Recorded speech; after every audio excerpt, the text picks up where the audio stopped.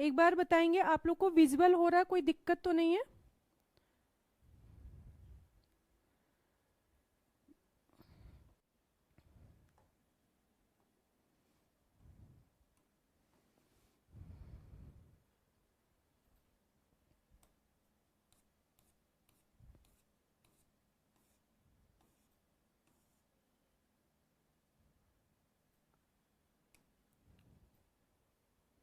ठीक है, question number ये वैसे कल जो हम लोग कर रहे थे उसी के आगे से इसे कंटिन्यू करना है। ये क्वेश्चन नंबर 1 नहीं बल्कि ये क्वेश्चन नंबर आपका 25 होगा, तो आप लोग करेक्ट कर लेंगे। ये आपका क्वेश्चन नंबर 26 होगा, सॉरी 26 होगा, क्योंकि कल हम लोगों ने 25 तक किया था, तो आज उसके आगे से कंटिन्यू करेंगे 26। मिलान वाले प्रश्न है एक्चुअली जो आपके अनुच्छेद आर्टिकल से और आपके अनुसूचियां से ज्यादा करके प्रश्न मिलान वाले ही आते हैं, मिलान वाले या सुमेलन वाले। तो मिलान वाले प्रश्न आपको आज ज्यादा मिलने वाले हैं। तो ठीक है, अब हम लोग स्टार्ट करते हैं। सूची 1 सूची 2 को सुमेलित कीजिए। सूची के नीचे दिए गए कूट से सही उत्तर चुनिए। एक चीज आप लोग को पहले बता दें, थोड़ा सा आज की पीपीटी में प्रॉब्लम होगी। एक्चुअली हमारी जो टाइपिस्ट थी उसकी तबीयत खराब थी, तो वो किसी तरह बना दी, तो इस वजह से क्लास कैंसिल ना हो। जो भी वो कर पाई उसने किया, बहुत किया। तो ठीक है, थोड़ा सा दिक्कत होगी पीपीटी में, तो आप लोग कोऑपरेट करेंगे और कोई बात नहीं, हर परिस्थिति आती रहती है जीवन में, तो परिस्थिति को डील करना भी आना चाहिए। थोड़ा सा सीक्वेंस कहीं रहेगा दिक्कत, तो आप लोग मैनेज कर लीजिएगा। बस इतना बता दें कि विजिबल हो रहा कि नहीं, विजिबल हो रहा, प्रश्न आप लोग रीड कर पा रहे हैं?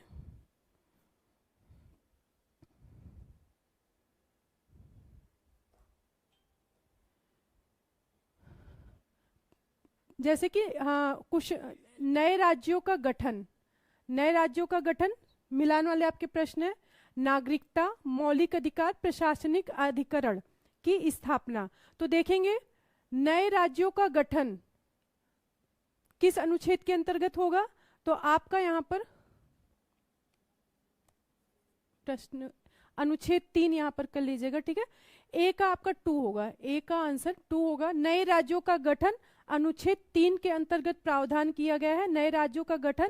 और अनुच्छेद 2 में क्या होता है, नए राज्यों की प्रवेश एवं स्थापना। तो अनुच्छेद 2 में नए राज्यों का प्रवेश एवं स्थापना, और अनुच्छेद 3 में, आर्टिकल 3 में क्या होता है, आर्टिकल 3 में आपका रहेगा नए राज्यों का गठन। ठीक है, तो नए राज्यों का गठन आपका 2 हो जाएगा। नागरिकता, नागरिकता भाग 2, जैसे कल आपको बताया गया था, नागरिकता भाग 2 में आएगा, तो इसका 1 हो जाएगा, बी का 1। मौलिक अधिकार, मौलिक अधिकार आपके किस भाग में है, तो मौलिक अधिकार भाग 3, मौलिक अधिकार आपका भाग 3 में होगा, 4 होगा, सी का 4। ठीक है, प्रशासनिक अधिकरण, प्रशासनिक अधिकरण की स्थापना, ये आपका आर्टिकल 323 ए में है, तो 3 होगा, डी का 3। अब देखेंगे 2143 किस में मिलेगा, 2143, तो ए ऑप्शन इसका करेक्ट आंसर होगा, 26 का ए। मिस्टर स्टडी वेरी गुड, 26 का ए आंसर होगा, करेक्ट आंसर है आपका। आगे बढ़ेंगे, क्वेश्चन नंबर 26। क्रम कोई नहीं, आज सीरियल में भी कुछ दिक्कत रहेगी, तो कोई बात नहीं, मैनेज करना पड़ेगा। वित्त विधेयकों के बारे में विशेष उपबंध किस अनुच्छेद के अंतर्गत किया गया है। ठीक है, यहां पर प्रश्न पूछा गया है, वित्त विधेयक जो आपका है उसका उपबंध किस अनुच्छेद के अंतर्गत किया गया है। तो वित्त विधेयक देखेंगे, अनुच्छेद 117, अनुच्छेद 119, अनुच्छेद 121, अनुच्छेद 123। तो अनुच्छेद 117 वित्त विधेयक का प्रावधान किस आर्टिकल में किया गया है, अनुच्छेद 117 में वित्त विधेयक का प्रावधान किया गया। अनुच्छेद 119 में क्या है, तो अनुच्छेद 119 में है संसद में वित्तीय कार्य संबंधी प्रक्रिया का विधि द्वारा विनियमन। संसद यहां पर नोट करेंगे, ठीक है, संसद संसद में वित्तीय कार्य, जो आपके वित्तीय कार्य होते हैं, वित्तीय कार्य संबंधी, संसद में वित्तीय कार्य संबंधी प्रक्रिया का, यहां पर करेंगे प्रक्रिया, प्रक्रिया का विधि द्वारा विनियमन, विनियमन। ठीक है। अनुच्छेद 21 में क्या है, तो अनुच्छेद 21 में उच्चतम न्यायालय और उच्च न्यायालय के किसी न्यायाधीश के संबंध में संसद में चर्चा पर निर्बंधन। अनुच्छेद 21 में क्या होगा, उच्चतम न्यायालय उच्च न्यायालय के किसी न्यायाधीश के संबंध में संसद में चर्चा पर निर्बंधन। और 123 में क्या है, 123 में राष्ट्रपति की अध्यादेश जारी करने की शक्ति। 123 में क्या है, राष्ट्रपति की अध्यादेश जारी करने की शक्ति।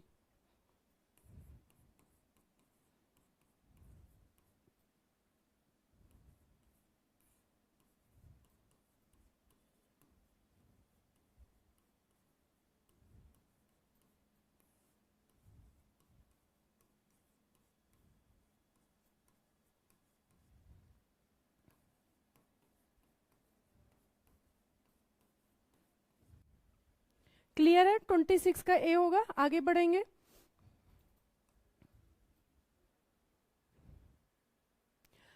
क्वेश्चन नंबर 27, भारतीय संविधान के किस अनुच्छेद के अंतर्गत अखिल भारतीय सेवाओं, अखिल भारतीय सेवाओं का प्रावधान किया गया है? आंसर करेंगे आप लोग। भारतीय संविधान के किस अनुच्छेद के अंतर्गत अखिल भारतीय सेवाओं का प्रावधान किया गया है? देखेंगे हम लोग। अनुच्छेद 310, अनुच्छेद 311, अनुच्छेद 312, अनुच्छेद 312। तो 312 इसका करेक्ट आंसर होगा। अनुच्छेद 312 के अंतर्गत अखिल भारतीय सेवाओं का उपबंध किया गया है।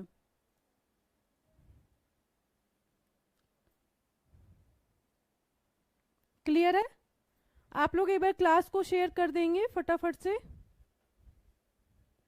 क्लास को शेयर कर देंगे, क्योंकि आपके पीवाईक्यू एमसीक्यू क्वेश्चन है और इसमें अगर आप लोग जुड़ते हैं, आंसर करते हैं तो क्लास और भी अच्छी होती है। तो आप लोग एक बार क्लास को शेयर कर देंगे। जैसे कि जो आपका अखिल भारतीय सेवा है, ये आप राज्यसभा को इसकी अनन्य शक्ति मिली हुई है, मतलब राज्यसभा ही इस पर जो है 312 के अंतर्गत अखिल भारतीय सेवाओं का प्रावधान कर सकता है। कैसे करता है, कैसे करता है राज्यसभा? तो राज्यसभा में उपस्थित और मत देने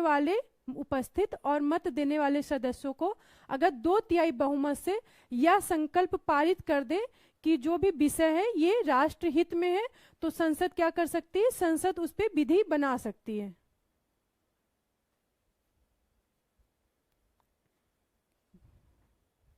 अनिकेत आंसर करें क्वेश्चन का।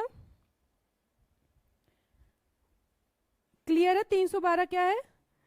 राज्यसभा में जो उपस्थित और मत देने वाले सदस्यों का 2/3 बहुमत से अगर राज्यसभा पारित कर दे कोई संकल्प कि यह राष्ट्रहित में है, तो संसद क्या कर सकती है? संसद जो है उस पर विधि या कानून बना सकती है। तो ये राज्यसभा की अनन्य शक्ति है अखिल भारतीय सेवाओं का उपबंध, अनुच्छेद 312 के अंतर्गत। आगे बढ़ेंगे। नेक्स्ट, यहां पे क्वेश्चन नंबर 28। देखिए ये प्रश्न आपका इनकम्प्लीट है और इसे हम और आप मिलकर कंप्लीट करेंगे। ठीक है। तो यहां पर देखिए आपको प्रश्न दिया है और अच्छा भी है, वैसे तो ये सुमेलन वाला प्रश्न था, पर यहां पर क्योंकि ये इनकम्प्लीट है तो देखते हैं। इसमें और भी अच्छा है कि आपको भी चेक करने का मौका मिलेगा कि आपको बिना देखे ऑप्शन याद है या नहीं। तो हम लोग देखेंगे। बताइए अनुच्छेद 39A में क्या है? अनुच्छेद 39A में, ये प्रश्न यहां पर हटा दीजिए सुमेलन क्योंकि सुमेलित करने के लिए कुछ है नहीं, तो हम लोग ऐसे डायरेक्ट देखेंगे। अनुच्छेद 39A में क्या है?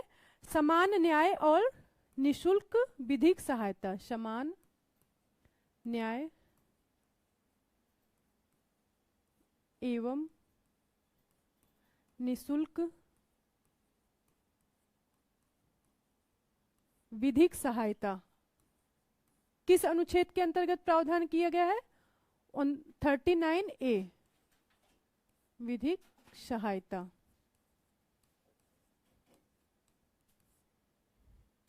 अनुच्छेद 40 में क्या है? अनुच्छेद 40 में ग्राम पंचायतों का संगठन, ग्राम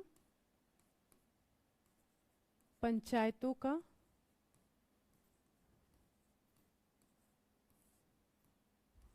गठन। अनुच्छेद 44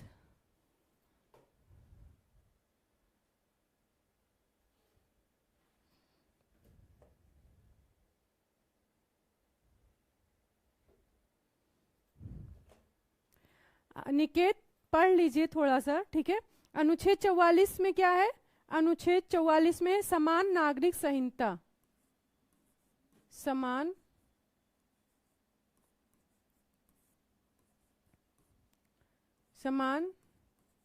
नागरिक संहिता।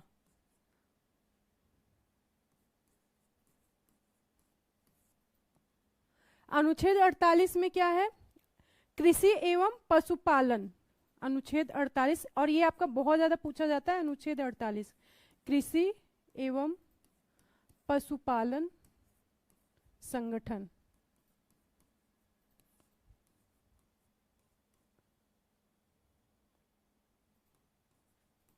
संगठन संबंधी प्रावधान, संगठन संबंधी।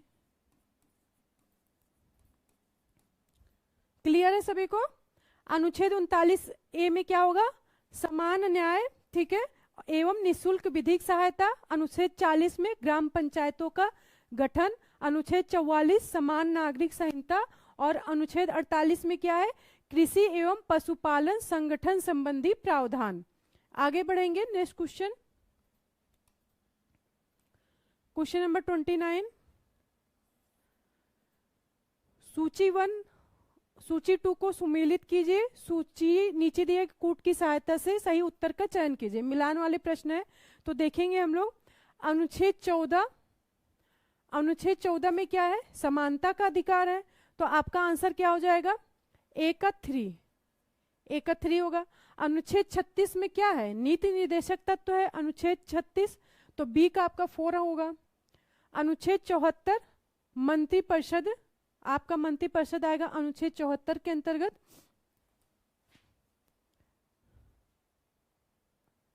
मंत्रिपरिषद 2। और अनुच्छेद 368 संशोधन, आपके संविधान संशोधन किस आर्टिकल में उपबंध किया गया? आर्टिकल 368(1). तो आंसर क्या हो जाएगा? 3421। तो देखेंगे 3421, डी इसका करेक्ट आंसर होगा। क्वेश्चन नंबर 29 का डी करेक्ट आंसर होगा। आप लोग आंसर नहीं दे रहे हैं, क्या बात है?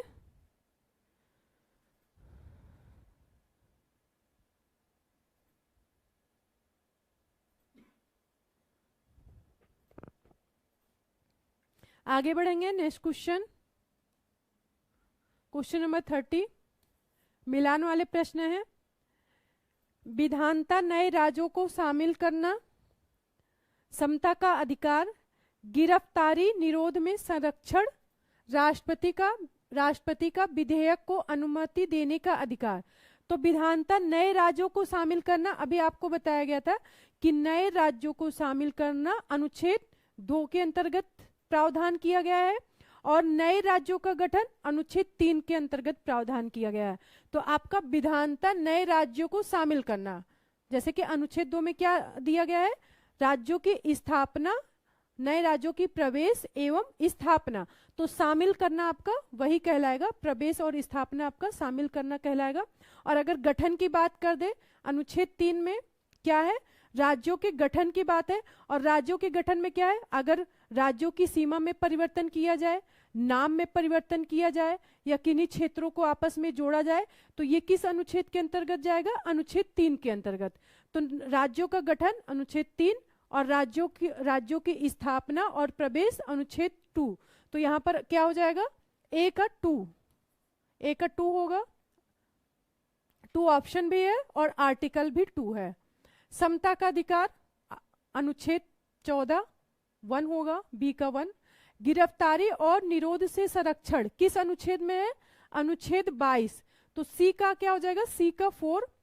राष्ट्रपति का विधेयक को अनुमति देने का अधिकार, विधेयक पर अनुमति देने का अधिकार किस अनुच्छेद के अंतर्गत प्रावधान किया गया है? तो अनुच्छेद 111। तो डी का क्या हो जाएगा? डी का 3। अब देखेंगे 2143 कहां पर है? 2143 बी इसका करेक्ट आंसर होगा। अनंत गुड इवनिंग।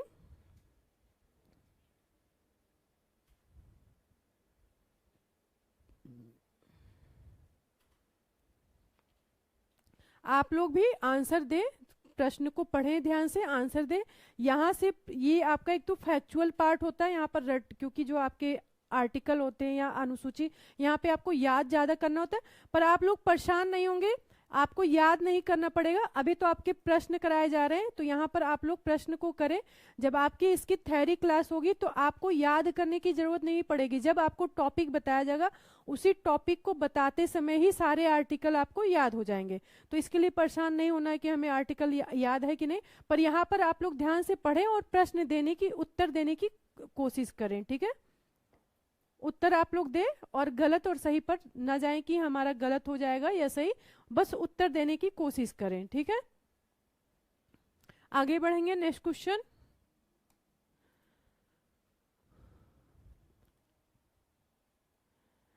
और एक बार बताएंगे, सभी को क्लियर दिख रहा है? ऐसा तो नहीं कि आप लोगों को दिख नहीं रहा और इस वजह से आप लोग आंसर ना कर रहे हो।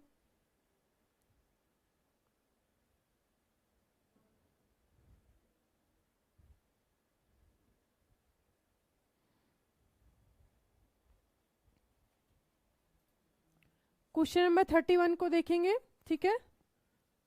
मिलान वाले प्रश्न है। अनुच्छेद 14, अनुच्छेद 54,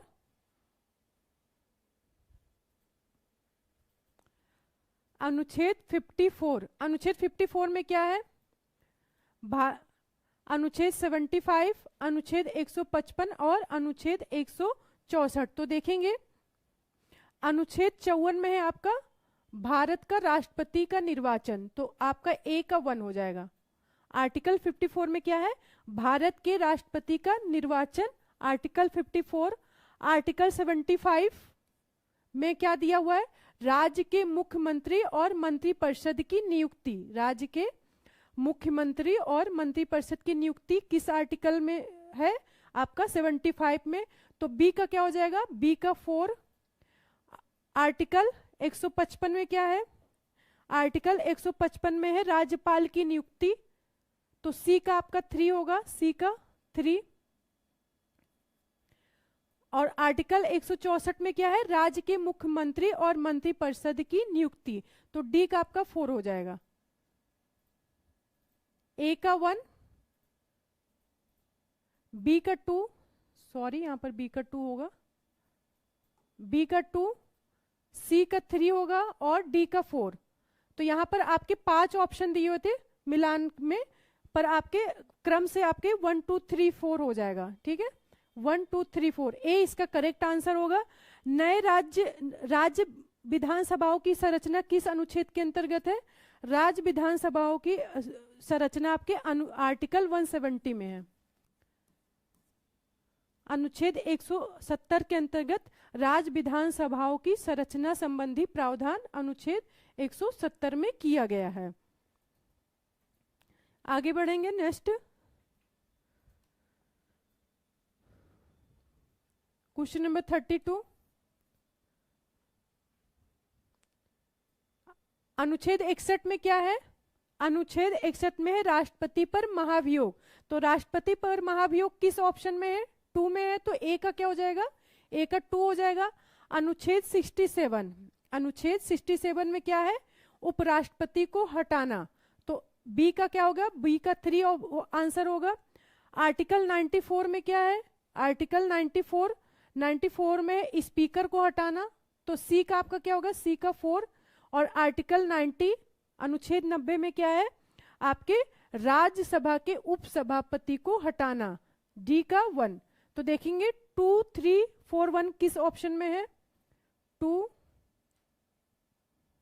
3, सी इसका करेक्ट आंसर होगा, सी इसका आपका करेक्ट आंसर होगा। 2, 3, 4, 1 एक बार फिर से देखेंगे। अनुच्छेद 61 में क्या है, अनुच्छेद 61 में है राष्ट्रपति पर महाभियोग। फिर अनुच्छेद 67 में क्या है, अनुच्छेद 67 में है उपराष्ट्रपति को हटाना। अनुच्छेद 94 में क्या है, अनुच्छेद 94, अनुच्छेद 94 में है स्पीकर को हटाना। और अनुच्छेद 90 मतलब 90 में क्या है, राज्यसभा के उपसभापति, ध्यान दीजिएगा, राज्यसभा के उपसभापति को हटाना किसमें है, अनुच्छेद 90। तो इसका करेक्ट आंसर क्या होगा, सी इसका करेक्ट आंसर होगा। आगे बढ़ेंगे नेक्स्ट।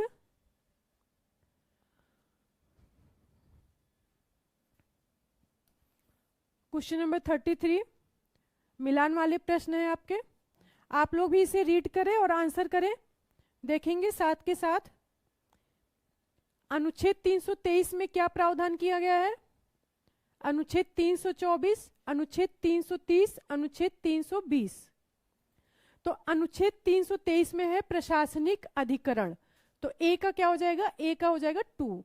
अनुच्छेद 324 में क्या है, अनुच्छेद 324 में आपका आएगा निर्वाचन, तो बी का 1। अनुच्छेद 330 में क्या है, अनुच्छेद 330 में हो जाएगा लोकसभा के लिए अनुसूचित जाति, लोकसभा के लिए अनुसूचित जाति व अनुसूचित जनजाति के सदस्यों का आरक्षण, ये आपका किस में जाएगा, अनुच्छेद 330 में। तो सी का क्या हो जाएगा 4। और अनुच्छेद 320 में क्या है, अनुच्छेद 320 में लोक सेवा आयोग के कार्य, अनुच्छेद 320 में लोक सेवा आयोग के कार्य है, तो डी का आपका हो जाएगा 3। यहां पर जस्ट 1 होगा, तो 2, 1, 4, 3 किस ऑप्शन में है, 2, 1, 4, 3 सी ऑप्शन में है, सी। तो सी इसका करेक्ट आंसर होगा। क्वेश्चन नंबर 33 का सी ऑप्शन इसका करेक्ट आंसर होगा। आगे बढ़ेंगे नेक्स्ट। क्वेश्चन नंबर 34, यहां भी आपके मिलान वाले ही प्रश्न हैं, और मिलान वाले प्रश्न बहुत ही आसान होते हैं। अगर आपको 1-2 कंफर्म पता है, कभी कभी एक ही पता होने से हमें पूरा आंसर बहुत कम समय में हम लोग दे लेते हैं। जैसे कि अभी आप जब प्रश्न हल करेंगे तो ये भी ट्रिक हम लोग देखेंगे। जैसे कि आपका संवैधानिक संशोधन किस अनुच्छेद में है, अनुच्छेद 368। तो ए का क्या होगा, ए का 4। अब यहाँ पर देखिए ए का 4 सिर्फ एक ही ऑप्शन में है, तो यही आपका आंसर हो जाएगा। ये आपके एग्जाम में कम समय में जो है आपके प्रश्न हल करने की ट्रिक है। पहले हम देख लेंगे कंफर्म, पहले हम देख लेंगे तो ए का क्या है, जो आपका कंफर्म हो वो उसी से आप लोग चेक करेंगे, ठीक है, जो कंफर्म होगा। तो ए का क्या होगा, जैसे संवैधानिक संशोधन किस अनुच्छेद के अंतर्गत है, अनुच्छेद 368। तो ए का 4 एक ही ऑप्शन में है, तो यही आपका आंसर हो जाएगा। अब आगे हम लोग देख लेंगे वित्त आयोग किस में है, वित्त आयोग अनुच्छेद 280, ठीक है। वित्तीय आपात जैसा 360, वित्तीय आपात 360, और अखिल भारतीय सेवाएं अभी हम लोगों ने देखा 312। तो इस तरह से आपका 4312 इसका आंसर हो जाएगा। आगे बढ़ेंगे नेक्स्ट क्वेश्चन, क्वेश्चन नंबर 35। यहां पर प्रश्न पर ध्यान देंगे थोड़ा सा। भारत का नियंत्रक एवं महालेखक परीक्षक, तो ये आपका उधर शिफ्ट हो गया है, तो आप लोग इसे ध्यान दीजिएगा कि यहाँ पर आर्टिकल 315 लिखा हुआ है और यहाँ का जो मैटर था इधर शिफ्ट हो गया, तो ये थोड़ा सा मिस्टेक है, इसे सही कर लेंगे। भारत का नियंत्रक एवं महालेखा परीक्षक, ये किस अनुच्छेद के अंतर्गत आएगा, अनुच्छेद 148। तो ए का क्या होगा, ए का 3। अब पहले हम देखते हैं यहाँ ए का 3 कहां पर है। दो ऑप्शन में है, ए में भी है और बी में। तो अब हम लोग आगे चेक करेंगे वित्त आयोग किस ऑप्शन, वित्त आयोग किस अनुच्छेद के अंतर्गत है, 280। तो 280 कहाँ है आपके, बी में है, तो 2 में है, तो ए बी का क्या हो जाएगा 2, बी का 2, तो आपका ए इसका करेक्ट आंसर होगा, बी का 2। ए का क्या है 3 और बी का 2। लेकिन हम लोग आगे भी चेक कर लेंगे प्रशासनिक अधिकरण किस अनुच्छेद के अंतर्गत है, अनुच्छेद 323 ए। तो सी का क्या है, सी का 4। संघ लोक सेवा आयोग 315, संघ लोक सेवा आयोग 315। तो डी का क्या हो जाएगा, डी का 1 हो जाएगा।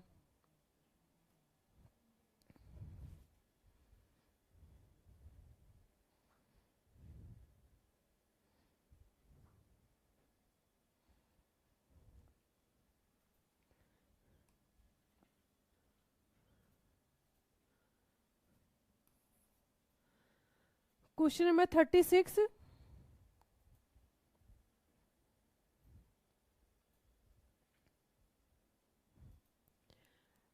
निम्नलिखित युग्मों में से कौन सा एक सुमेलित नहीं है। तो देखेंगे कौन सा सुमेलित नहीं है। अंतरराज्य परिषद 263, वित्त आयोग 280, प्रशासनिक न्यायाधिकरण अनुच्छेद 323 का, और संघ लोक सेवा आयोग 315। तो इसका सी ऑप्शन इसका करेक्ट आंसर हो जाएगा। आपका सी आपका सही सुमेलित नहीं है। यहां पर क्या होना चाहिए, प्रशासनिक न्यायाधिकरण ना होकर क्या होना चाहिए, प्रशासनिक अधिकरण होना चाहिए, प्रशासनिक अधिकरण।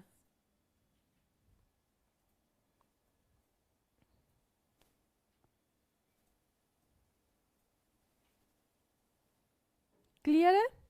आगे बढ़ेंगे नेक्स्ट क्वेश्चन, क्वेश्चन नंबर 37, मिलान वाले प्रश्न है। अनुच्छेद 324 में क्या है, आंसर करेंगे। अनुच्छेद 324 में आपका हो जाएगा निर्वाचन आयोग, ए का क्या हो जाएगा, ए का 4, 315 लोक सेवा आयोग, बी का 3, वित्त आयोग सी का 2, और 338 में क्या है, राष्ट्रीय अनुसूचित जाति आयोग, तो डी का 1। 4, 3, 2, 1 देखेंगे किस ऑप्शन में है, 4, 3, 2, 1 बता देंगे अनिकेत, कोई बात नहीं बता देंगे, ठीक है।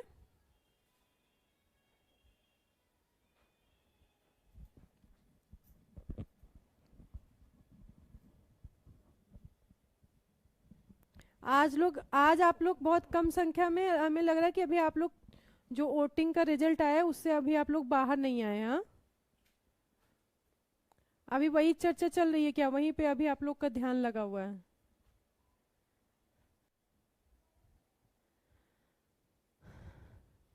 ठीक है, तो आगे बढ़ेंगे।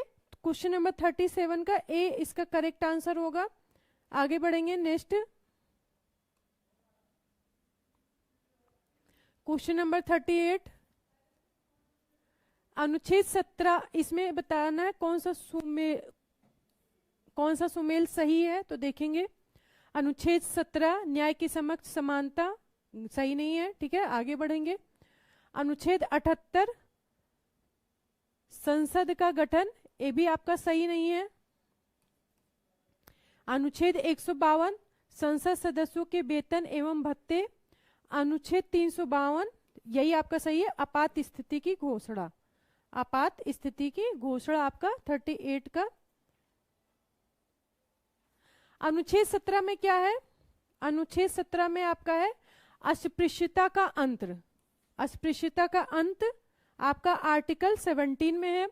आर्टिकल 78 में क्या है, तो राष्ट्रपति के जानकारी देने के संबंध में प्रधानमंत्री का कर्तव्य, राष्ट्रपति को जानकारी देने के संबंध में प्रधानमंत्री का कर्तव्य किस आर्टिकल में है, आर्टिकल 78 में है।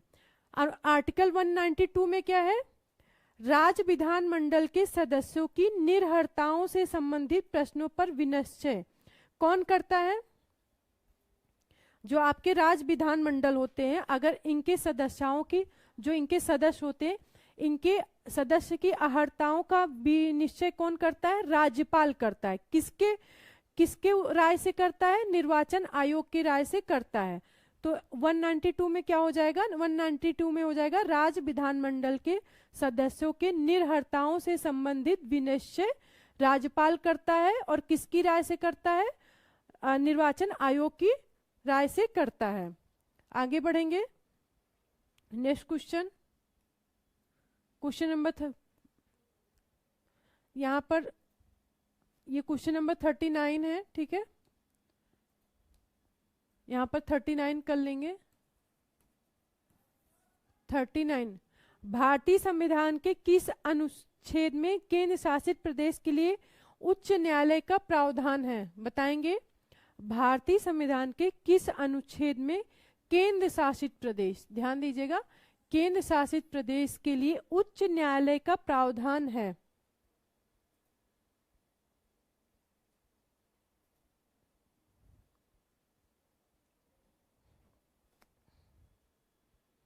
क्वेश्चन नंबर 39,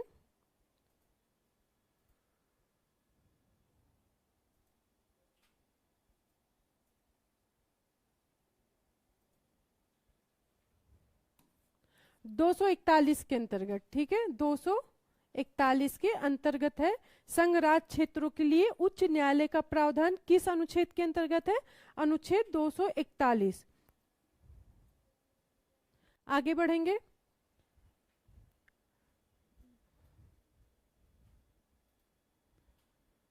अनिकेत आप सिलेक्शन लीजिए, आपको बताया जाएगा, ठीक है। आप पहले सिलेक्शन तो ले, पहले तो एक जो टारगेट आपको दिया गया उसे तो आप करें।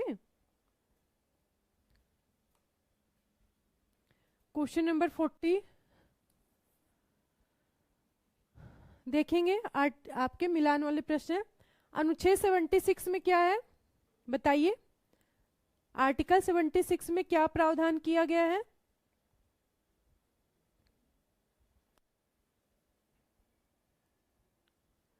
आर्टिकल 76 में भारत का महान्यायवादी होगा तो ए का क्या हो जाएगा? 3।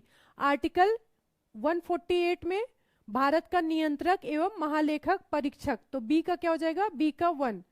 आर्टिकल 75 में केंद्रीय मंत्रियों की नियुक्ति, जो आपके केंद्र के मंत्री होते हैं, प्रधानमंत्री और मंत्री परिषद की नियुक्ति किस आर्टिकल के अंतर्गत प्रावधान किया गया है? अनुच्छेद 75 क्लॉज 1 में। तो इसका क्या हो जाएगा? सी का 4। अनुच्छेद 131 सर्वोच्च न्यायालय का क्षेत्राधिकार, अनुच्छेद 131 में क्या है? सर्वोच्च न्यायालय का क्षेत्राधिकार, तो डी का क्या हो जाएगा? डी का 2। 3142 कहां पर है? बी ऑप्शन में, तो बी इसका करेक्ट आंसर होगा, 3142।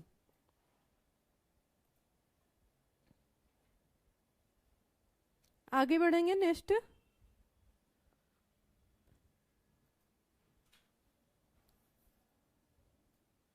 क्वेश्चन नंबर 41,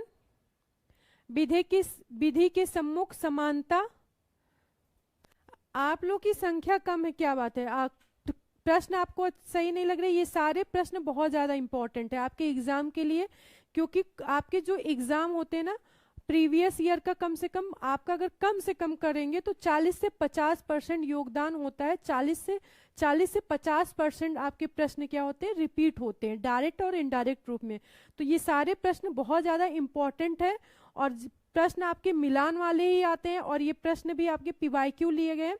तो आप लोगों को करना चाहिए। आप लोग का इंटरेस्ट मतलब बहुत कम लग रहा है, और इतनी इंपॉर्टेंट क्लास है। आप लोग देखिए डेट भी आ गई है, तो अब आप लोग को एकदम लग जाना चाहिए, लापरवाही नहीं करनी चाहिए।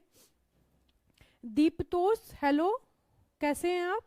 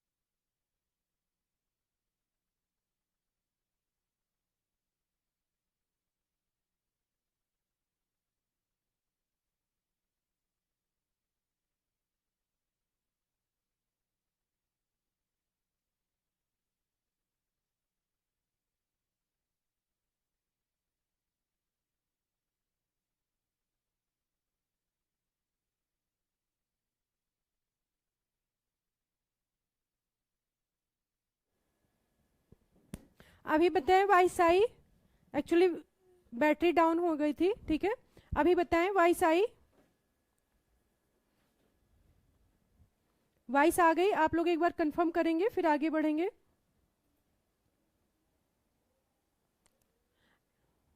यहां पर आप लोग ध्यान देंगे, बच्चों के लिए मुफ्त तथा अनिवार्य शिक्षा, आर्टिकल 45, इसमें कुछ जो है करेक्शन हुआ है। आर्टिकल 45 जैसे आप लोग जानते हैं, नहीं ऐसा नहीं है दीपतोष, कमेंट हम पढ़ते हैं जैसे हम देखते हैं तुरंत कमेंट पढ़ते हैं, ठीक है। अभी अभी आप बताएं, अभी वॉइस आ गई होगी क्योंकि बैटरी डाउन थी और अभी बैटरी चेंज हो गई है, तो अब आ गई होगी voice. Okay Saini, thank you. तो आर्टिकल, जैसे आप लोग को पता है, आर्टिकल 36 से लेके 51 तक में क्या है, राज्य का नीति निर्देशक तत्व। राज्य का नीति निर्देशक तत्व अनुच्छेद 36 से लेकर 51 तक में उपबंध किया गया, मतलब प्रावधान किया गया है राज्य के नीति निर्देशक तत्व का। तो यहाँ पर जो आपका अनुच्छेद 45 है, बच्चों के लिए मुफ्त तथा अनिवार्य शिक्षा, ये पहले था आपका किसमें, डीपीएसपी में, नीति निर्देशक तत्व में। पर अभी जो संशोधन हुआ है 86वें संविधान संशोधन 2002 द्वारा, 86वें संशोधन जो आपका हुआ है 2002 में, तो बच्चों के लिए मुफ्त तथा अनिवार्य शिक्षा अब ये कहां पर चला गया है, आपके मूल अधिकार में। मूल अधिकार में 21 का के अंतर्गत अब बच्चों के लिए मुफ्त तथा अनिवार्य शिक्षा रखा गया है। और अब अनुच्छेद 45 में क्या हो गया है, अनुच्छेद 45 में अब वर्तमान में क्या हो गया है, 6 वर्ष से कम बच्चों की देखभाल तथा उनकी शिक्षा की व्यवस्था, ठीक है। तो जो ये आपका प्रावधान था बच्चों के लिए मुफ्त तथा अनिवार्य शिक्षा, ये आपका कहाँ चला गया है, मूल अधिकार में। किस अनुच्छेद में, अनुच्छेद 21 का में। और अब अनुच्छेद 45 के अंतर्गत क्या प्रावधान किया गया है, 6 वर्ष से कम आयु के बच्चों की देखभाल तथा शिक्षा की व्यवस्था करना। क्लियर है, आगे बढ़े। क्वेश्चन नंबर 41 का 20 का करेक्ट आंसर होगा। आगे बढ़ेंगे नेक्स्ट।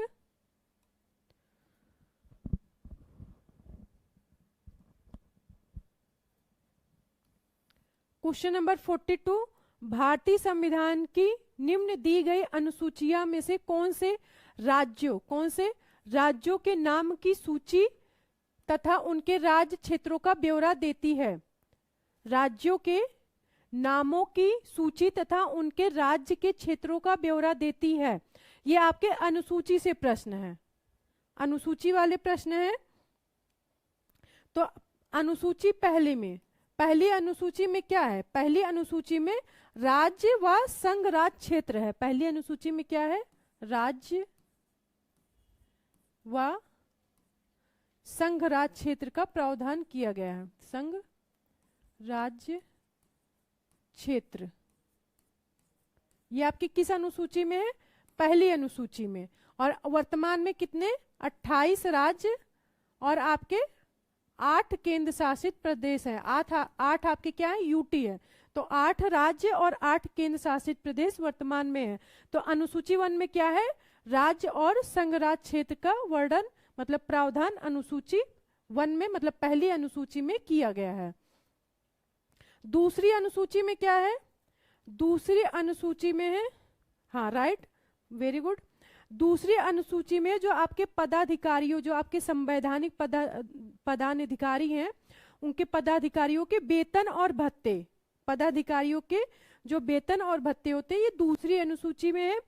तीसरी अनुसूची में है शपथ का प्रारूप, शपथ का प्रारूप तीसरी अनुसूची में है।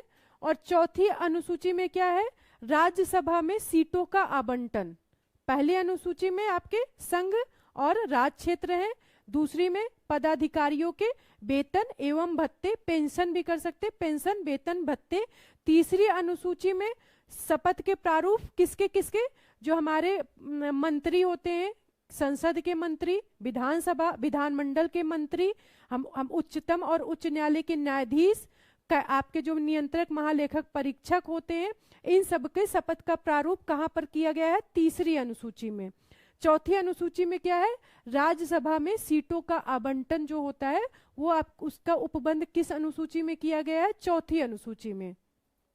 हाँ सैनिक, वेरी गुड, 28A, 28 सही है। नेक्स्ट क्वेश्चन, भारतीय संविधान की तृतीय अनुसूची में क्या उपबंधित है? अभी आपको बताया भारतीय संविधान की तृतीय अनुसूची में क्या है? संघ के मंत्री के पद की शपथ का प्रारूप, बिल्कुल। संघ मतलब केंद्र, संसद में आपके केंद्र और आपका संसद जो होता है, संसद के मंत्री में ही आपके संघ के मंत्री आ जाएंगे। संघ के मंत्री के लिए पद की शपथ का प्रारूप, उच्चतम न्यायालय के मुख्य न्यायाधीश द्वारा ली जाने वाली शपथ का प्रारूप, भारत के राष्ट्रपति पद की शपथ का प्रारूप, संसद के सदस्य द्वारा ली जाने वाली शपथ का प्रारूप। तो इसका आंसर क्या होगा? संघ के मंत्री सही है आपका। उच्चतम न्यायालय के मुख्य न्यायाधीश द्वारा ली जाने वाली जो शपथ होती है वो भी आपके तृतीय अनुसूची में आती है, ये भी आपका करेक्ट होगा। संसद के सदस्य द्वारा ली जाने वाली शपथ का प्रारूप, ये भी आपका करेक्ट होगा। और विधानमंडल के भी जो मंत्री होते हैं उनके भी शपथ का प्रारूप इसी में रहेगा। तो आपका आंसर क्या हो जाएगा? 1 to 4। 1 to 4 कहां आपको दिख रहा है? सी इसका करेक्ट आंसर होगा। भारत का जो राष्ट्रपति होता है इसके शपथ का जो उपबंध किया गया है वो किया गया है अनुच्छेद 60 में। अनुच्छेद 60 में राष्ट्रपति के शपथ का प्रारूप है। राष्ट्रपति के जो शपथ होती है वो तीसरी अनुसूची में उसका प्रावधान नहीं किया गया है। राष्ट्रपति के शपथ का जो प्रावधान होता है वो आपके आर्टिकल 60 में किया गया है। ठीक है, डी नहीं होगा क्योंकि राष्ट्रपति के शपथ का प्रारूप आपके तीसरी अनुसूची के अंतर्गत नहीं आता है। ये आपके किसमें, इसका प्रावधान किसमें किया गया है? आर्टिकल 60 में। तो इसलिए आपका 3 नहीं होगा, 1 to 4 इसका करेक्ट आंसर होगा। तो सी इसका करेक्ट आंसर हो जाएगा, सी। आगे बढ़ेंगे, नेक्स्ट क्वेश्चन नंबर 44।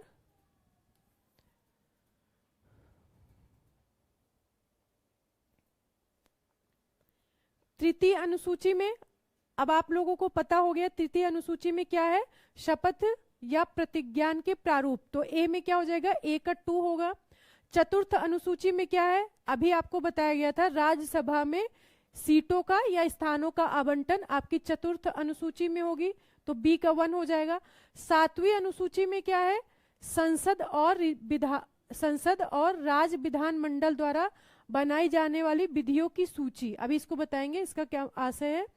सी का आपका 4 होगा, सी का 4 और डी का 3। तो 2143 इसका आंसर होगा, 2143 डी इसका करेक्ट आंसर होगा। देखिए जो आपकी सातवीं अनुसूची है, सातवीं अनुसूची के अंतर्गत केंद्र और राज्यों के बीच शक्तियों का बंटवारा किया गया। और जब शक्तियों का बंटवारा किया गया है तो उसमें आपकी 3 अनुसूची बनाई गई है। 3 सूची बनाई गई, कौन कौन सी? एक आपकी संघ सूची है, एक आपका राज्य सूची है और एक आपका समवर्ती सूची है। तो इस तरीके से सातवीं अनुसूची के अंतर्गत केंद्र और राज्य की शक्तियों का बंटवारा किया जाता है। तो वही यहाँ पर दिया गया, संसद और राज्य विधानमंडल द्वारा बनाई जाने वाली विषयों की सूची। तो यहाँ पर जो संघ सूची में विषय होते हैं उस पे कानून कौन बनाता है? जो आपकी संघ सूची के विषय होते हैं उस पे कानून केंद्र बनाता है। जो राज्य सूची के विषय होते हैं उस पे कौन कानून बनाता है? उस पे राज्य बनाता है। और समवर्ती सूची के जो विषय होते हैं उस पे कौन कानून बनाता है? उस पे केंद्र और राज्य दोनों बना सकते हैं। पर अगर दोनों में टकराव की स्थिति आ जाए, मतलब एक ही विषय पे अगर दोनों कानून बना दे और दोनों में टकराव की स्थिति आ जाए तो केंद्र द्वारा बनाया गया कानून क्या होता है? मान्य होता है। ठीक है, केंद्र द्वारा बनाया गया कानून आपका मान्य होगा। तो और 8वीं अनुसूची में क्या है? 8वीं अनुसूची में आपकी भाषा, जैसे मूल संविधान में 14 भाषा थी, वर्तमान में कितनी है? 22 भाषा है। तो 8वीं अनुसूची के अंतर्गत भाषा का प्रावधान किया गया है और वर्तमान में कितनी भाषा है? 22 भाषा। हाँ राइट, वर्तमान में 22 भाषा है। तो 44 का डी इसका करेक्ट आंसर होगा। आगे बढ़ेंगे,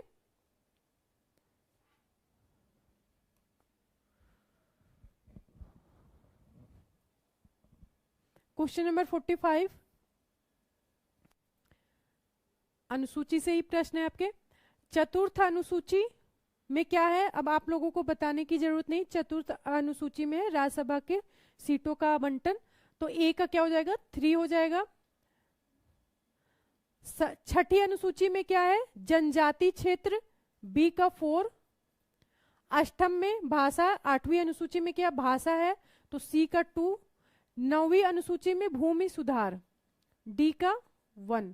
3, 4, 2, 1 कहां पर है, 3, 4, 2, 1, सी इसका करेक्ट आंसर होगा। सी इसका करेक्ट आंसर होगा।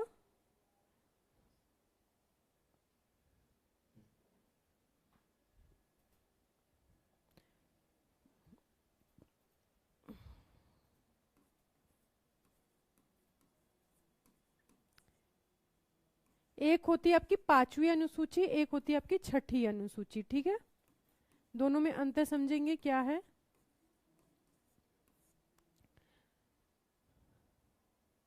ठीक है, दोनों में अंतर समझेंगे क्या है। 5वीं अनुसूची के अंतर्गत, जो आपकी 5वीं अनुसूची होती है, उसके अंतर्गत अनुसूचित क्षेत्र और जनजाति क्षेत्र के प्रशासन और नियंत्रण का उपबंध किया जाता है। किस अनुसूची के अंतर्गत, 5वीं। और 6ठी अनुसूची में, 6ठी अनुसूची में भी आपके अनुसूचित क्षेत्र और जनजाति क्षेत्र के प्रशासन का उपबंध किया गया है। पर कौन कौन से अनुसूचित क्षेत्र होंगे उसमें, आपके 6ठी अनुसूची में असम, मेघालय, त्रिपुरा, मिजोरम। असम, मेघालय, त्रिपुरा, मिजोरम।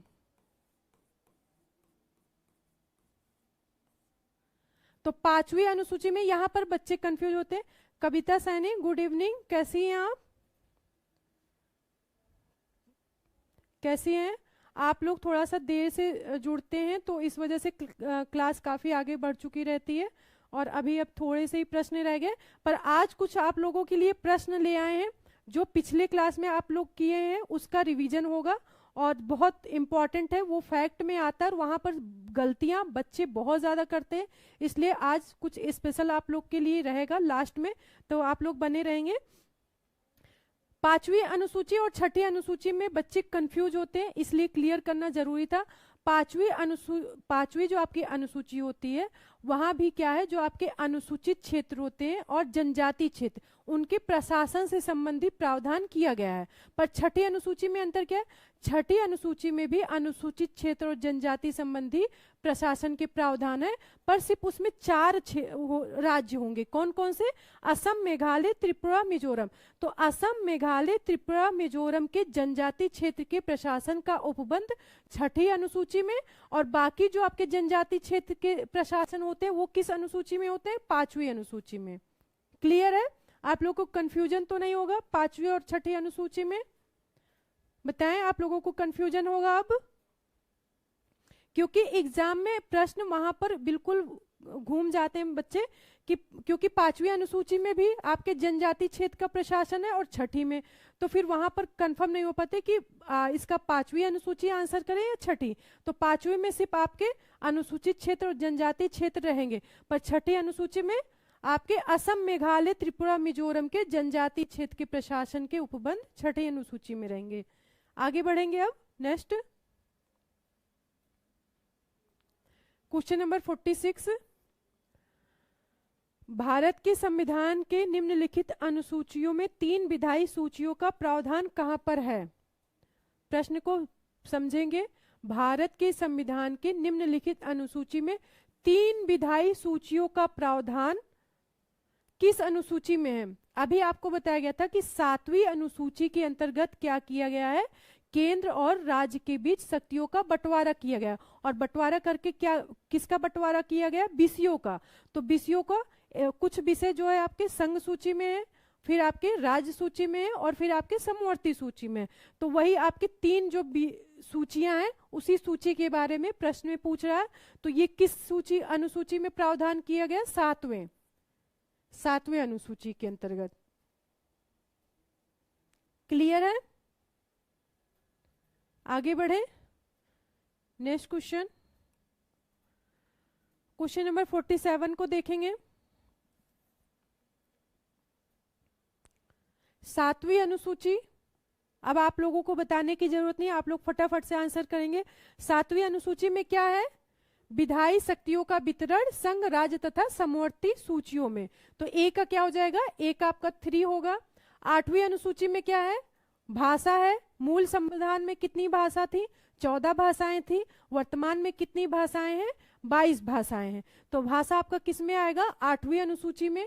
बी का क्या हो जाएगा? बी का 1, बी का आपका 1 होगा। 9वीं अनुसूची, 9वीं अनुसूची के अंतर्गत कुछ अधिनियमों का विधि मान्यकरण है, तो एक सी का आपका 4 हो जाएगा, सी का 4। 10वीं अनुसूची में दल परिवर्तन से संबंधित है, जो आपका दल परिवर्तन संबंधी प्रावधान किस अनुसूची के अंतर्गत किया गया है? 10वीं अनुसूची के अंतर्गत। तो आपका डी का क्या हो जाएगा? डी का 2। अब देखेंगे 3142 कहां पर है? 3142, सी इसका करेक्ट आंसर होगा, सी इसका करेक्ट आंसर होगा।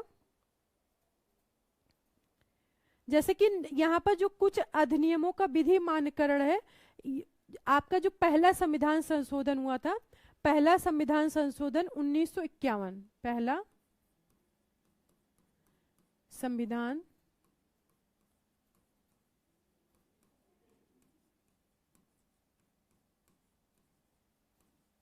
संशोधन 1951 के द्वारा क्या किया गया था? 9वीं अनुसूची को जोड़ा गया था। जैसे कि मूल संविधान में कितनी अनुसूचियां थी? मूल संविधान में कुल आपकी 8 अनुसूची थी, ठीक है। 9वीं अनुसूची कब जोड़ा गया? पहला संविधान संशोधन 1951 के द्वारा 9वीं अनुसूची जोड़ी गई। और 9वीं अनुसूची के अंतर्गत क्या था? भूमि सुधार से संबंधित था। जो आपका 9वीं अनुसूची थी वो किससे संबंधित थी? भूमि सुधार से। तो 9वीं अनुसूची में जो आपका संशोधन किया गया था उसमें यह प्रावधान किया गया था कि 9वीं अनुसूची के अंतर्गत जो कानून बनेंगे, जो अधिनियम आपके बनाए जाएंगे, उसे जो है आपका न्यायालय उसका न्यायिक समीक्षा नहीं कर सकता, मतलब उसे न्यायालय में उसकी न्यायिक समीक्षा नहीं की जा सकती। जो भी विषय आपके या जो भी अधिनियम 9वीं अनुसूची में जाएंगे। पर वर्तमान में ऐसा नहीं है। वर्तमान में क्या है? वर्तमान में 9वीं अनुसूची में भी जो आपके अधिनियम है, जो आपके कानून है, उनको उनकी भी न्यायिक समीक्षा की जा सकती है। पर जब पहला संविधान संशोधन 1951 हुआ था तो उस समय यही प्रावधान किया गया था कि 9वीं अनुसूची में जो भी अधिनियम बनाए जाएंगे उसका न्यायालय में उसका जो है न्यायालय उसका न्यायिक समीक्षा नहीं कर सकता है। आगे बढ़ेंगे। नेक्स्ट क्वेश्चन नंबर 48, निम्नलिखित युग्मों में से कौन सा युग्म संविधान की अनुसूची विषय सही सुमेलित नहीं है? हमें यह बताना है कि इसमें से कौन सा युग्म सही सुमेलित नहीं है। तो देखेंगे तीसरी अनुसूची में क्या है? शपथ और प्रतिज्ञान के प्रारूप, तो ये तो आपका बिल्कुल सही है। 10वीं अनुसूची में क्या है? दल परिवर्तन के आधार पर निर्भरता, ये भी आपका बिल्कुल सही है।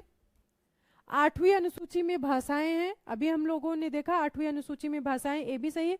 9वीं अनुसूची में क्या है? 9वीं अनुसूची में, तो 9वीं अनुसूची में आपके राज्यसभा में स्थानों का आवंटन नहीं है, तो डी हमारा करेक्ट आंसर होगा। 9वीं अनुसूची में अभी आपको बताएं, 9वीं अनुसूची में क्या है? आपके विशिष्ट अधिनियमों और विनियमों का विधि मान्यकरण, या कहें कि 9वीं अनुसूची आपकी भूमि सुधार से संबंधित थी, भूमि सुधार से संबंधित थी।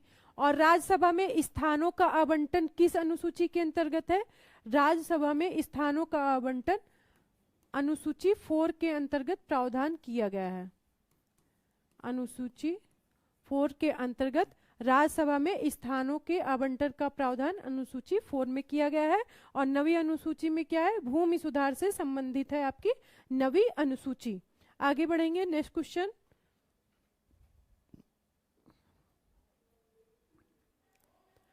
क्वेश्चन नंबर 49, भारत के संविधान के अंतर्गत विषय तथा संबंधित सूची के बारे में निम्नलिखित में से कौन सा युग्म सुमेलित नहीं है?